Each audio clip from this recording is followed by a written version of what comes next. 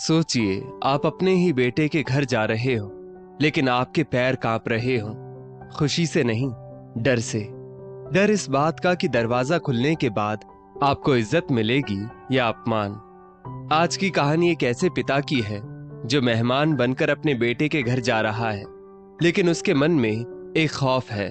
पिछली बार उसकी बहू ने उसे रोने पर मजबूर कर दिया था, तो क्या इस बार भी वही इतिहास दोहराया जाएगा, या फिर उस बंद दरवाजे के पीछे कुछ ऐसा होने वाला है जो आपके रोंगटे खड़े कर देगा।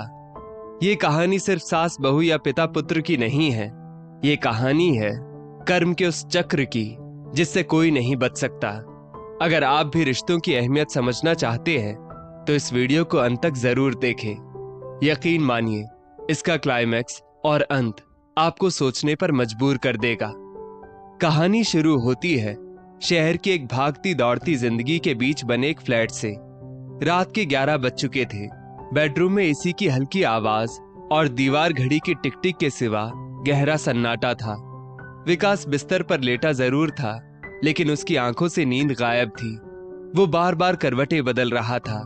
पास ही उसकी पत्नी प्रिया ड्रेसिंग टेबल के सामने बैठकर अपने बालों में कंघी कर रही थी। विकास ने गहरी सांस ली और हिम्मत जुटाते हुए बोला, प्रिया, सुन रही हो? प्रिया ने शीशे में देखते हुए ही कहा। विकास की धड़कनें तेज थी। उसे डर था कि उसकी अगली बात इस कमरे की शांति को तूफान में बदल देगी। वो कल मम्मी पापा गांव से आ रहे हैं, उन्हें आंखों के डॉक्टर को दिखाना है, तो वो 10 दिन हमारे साथ ही रहेंगे। प्लीज यार, इस बार थोड़ा एडजस्ट कर लेना। कहते कहते विकास की नजरें झुक गई। उसे वो पिछला मंजर याद आ गया जब घर में क्लेश हुआ था। प्रिया ने कंघी मेज पर रखी, पीछे मुड़ी और विकास की आंखों में देखा। विकास ने सोचा, लो अब शुरू होगा झगड़ा। लेकिन तभी प्रिया के चेहरे पर एक हल्की मुस्कान आई। उसने बहुत ही शांत स्वर में कहा, अरे आप इतना डर क्यों रहे हैं? ये उनका ही घर है, जब चाहे आए। आप बेफिक्र रहिए, इस बार उन्हें शिकायत का कोई मौका नहीं मिलेगा। विकास ने चौंक कर प्रिया को देखा। उसे समझ नहीं आया कि ये प्रिया का कोई नया मजाक है या सच। उसने चुपचाप लाइट बंद कर दी, लेकिन अंधेरे में भी वो सोचता रहा, क्या सच में सब ठीक होगा? अगली सुबह स्टेशन की भीड़ भाड़ से निकलकर रमाकांत जी और सुमित्रा जी विकास के घर पहुंचे। लिफ्ट से ऊपर जाते हुए हर फ्लोर के साथ रमाकांत जी की धड़कन बढ़ रही थी। दरवाजे के बाहर खड़े होकर उन्होंने घंटी बजाने के लिए हाथ बढ़ाया, लेकिन हाथ हवा में ही रुक गया। एक झिझक थी, एक डर था। तभी अंदर से कदमों की आहट आई और दरवाजा खुला। सामने प्रिया खड़ी थी। रमाकांत जी की नजरें जमीन पर थी। वो अपमान के पहले शब्द का इंतजार कर रहे थे, लेकिन कानों में आवाज पड़ी, नमस्ते पापा जी, नमस्ते मम्मी जी। आवाज में मिठास थी। रमाकांत जी ने हड़बड़ाकर ऊपर देखा। प्रिया मुस्कुरा रही थी। उसने आगे बढ़कर झुककर दोनों के पैर छुए और उनके हाथ से सामान ले लिया। लाइए पापा जी, आप थक गए होंगे, अंदर आइए, एसी चल रहा है। रमाकांत जी सोफे पर बैठ तो गए, लेकिन उनका दिमाग सुन्न था। उन्होंने मन ही मन सोचा, ये नाटक है रमाकांत, ये नाटक है। मीठा बोलकर कोई बड़ा काम निकलवाना चाहती होगी।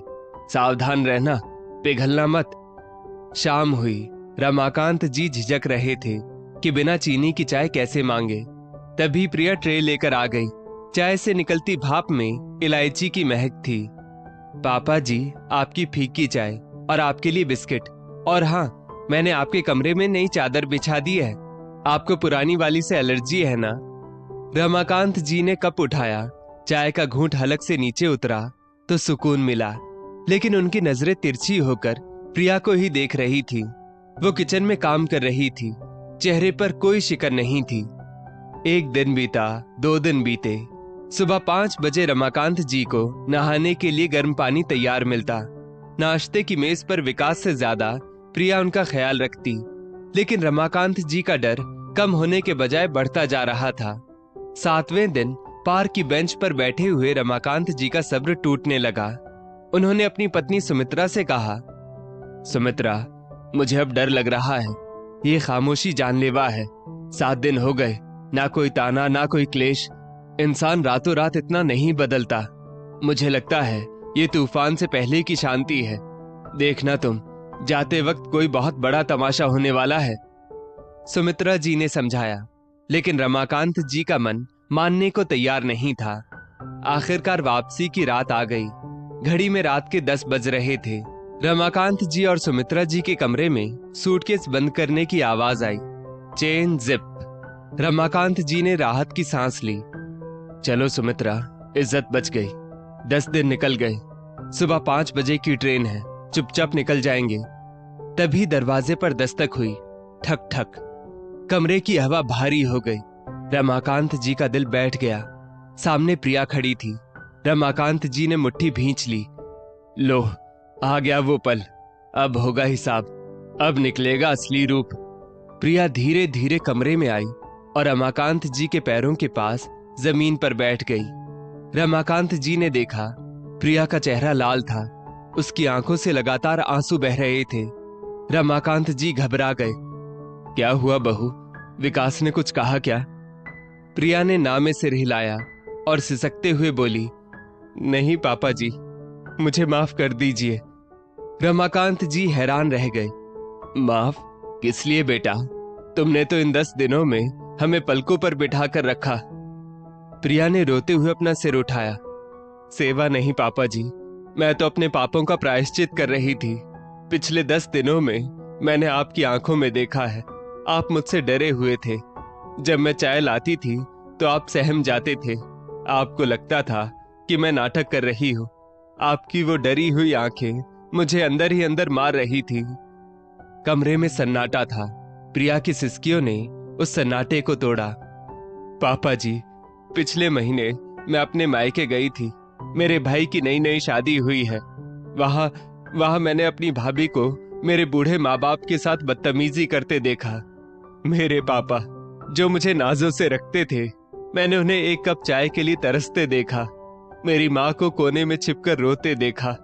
मैं वहां खड़ी थी, मेरा खून खौल रहा था, लेकिन मैं कुछ बोल नहीं पाई, क्योंकि उस वक्त मुझे आपका चेहरा याद आ रहा था। मुझे याद आ रहा था कि मैंने आपके साथ क्या किया है। प्रिया ने रमाकांत जी के घुटने पकड़ लिए। उस दिन मुझे समझ आया कि कर्म लौट कर आता है। जो मैं आपके साथ कर रही थी, वही मेरी भाभी मेरे पापा के साथ कर रही थी। मैं अपने मायके की तकदीर तो नहीं बदल सकती, लेकिन मैंने कसम खाई है कि मैं अपना घर नहीं टूटने दूंगी। मैं नहीं चाहती कि कल मेरा बेटा बड़ा होकर मेरे साथ वही करे। पापा जी, मुझे माफ कर दीजिए, मुझे अपनी बेटी बना लीजिए। रमाकांत जी का कठोर चेहरा पिघल गया। उनकी आंखों से भी आंसू बह निकले। उन्होंने झुककर प्रिया को उठाया और अपने सीने से लगा लिया।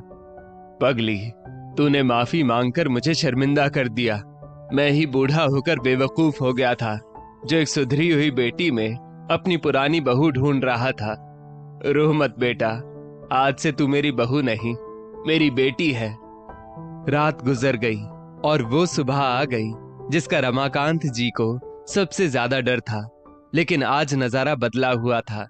जब रमाकांत जी और सुमित्रा जी कार में बैठने लगे तो प्रिया दौड़कर आई और उनके हाथों में टिफिन थमा दिया।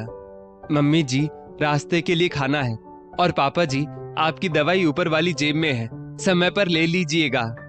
रमाकांत जी मुस्कुराए। उन्होंने अपनी जेब से 500 रुपए का एक नोट निकाला और कांपते हाथों से प्रिया की हथेली पर रख दिया, शगुन के तौर पर। प्रिया ने हाथ पीछे खींच लिया। नहीं पापा जी, इसकी क्या जरूरत है, ये मेरा फर्ज था। रमाकांत जी ने नम आंखों से बहुत प्यार से कहा, रख ले पगली, ये पैसे नहीं है, ये एक पिता का आशीर्वाद है। तूने मेरा वो डर मिटा दिया जो मुझे बुढ़ापे में जीने नहीं दे रहा था। खुश रह बेटा, खुश रह। गाड़ी चल पड़ी। प्रिया और विकास तब तक हाथ हिलाते रहे जब तक गाड़ी आंखों से ओझल नहीं हो गई। दोस्तों, रमाकांत जी तो खुशी खुशी अपने गांव चले गए, लेकिन ये कहानी यहाँ खत्म नहीं होती। ये कहानी आज हमारे समाज के हर घर की कहानी है। हम अक्सर कहते हैं कि आजकल के बच्चे बड़ों की इज्जत नहीं करते, लेकिन क्या हम कभी ये सोचते हैं कि इज्जत डर से नहीं, प्यार से जीती जाती है। प्रिया ने भी पहले गलती की थी, लेकिन उसे एहसास हो गया। और याद रखिए, एहसास दुनिया की सबसे बड़ी ताकत है। जिस दिन आपको अपनी गलती का एहसास हो जाए, समझ लीजिए सुधार की शुरुआत हो चुकी है। किसी ने क्या खूब कहा है, घर की दीवारों को पेंट की नहीं, प्यार की जरूरत होती है। बुजुर्ग बोझ नहीं, घर की सबसे मजबूत छत होते हैं। मत दुखाओ उनका दिल अपनी नादानियों से, क्योंकि जब ये चले जाते हैं तो फिर सिर्फ यादें और पछतावा बाकी रह जाता है।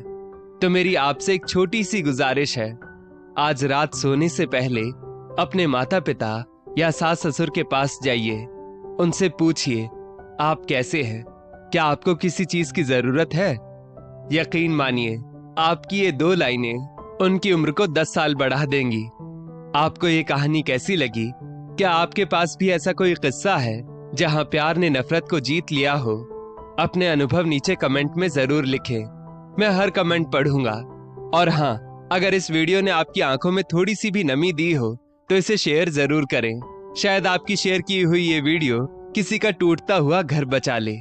जुड़े रहिए हमारे साथ ऐसी ही दिल छू लेने वाली कहानियों के लिए। तब तक के लिए मुस्कुराते रहिए और अपने बूढ़े माँ बाप का बच्चों जैसा ख्याल रखिए।